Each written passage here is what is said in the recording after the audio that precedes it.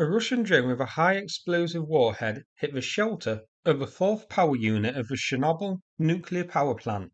Inside Chernobyl overall, there is still 185 tons of nuclear material and 95% of reactor fuel is still inside. One of the reasons we knew that was very bad, but it wasn't a radioactivity catastrophe, is because our own government, one of our own agencies in the federal government, the National Nuclear Security Administration, maintains sensors at the Chernobyl nuclear site to monitor in case anything goes wrong there. Here at home, the National Nuclear Security Administration maintains and refurbishes and ensures the safe and secure storage and transportation and maintenance of our nation's thousands of nuclear weapons. NNSA runs the National Nuclear Labs.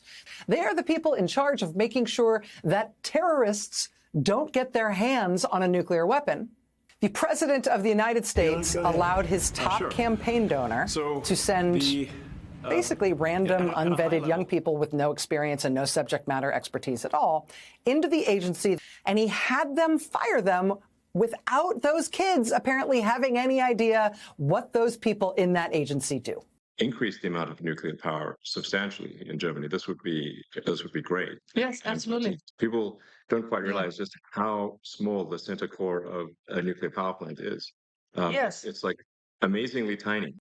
Headline: Trump layoffs leave Hanford nuclear site with skeleton crew. Has begun indiscriminately laying off Hanford workers in Washington state. Trying to run Hanford with a skeleton crew is a recipe for disaster that could have irreversible impacts. In the Pacific Northwest, there is still a working commercial nuclear reactor. Also just fired hundreds of people, more than 600 employees. They're firing electricians there, engineers, line workers, cybersecurity experts. Trump has also now started firings at the Pacific Northwest National Laboratory, which does, among other things, nuclear security.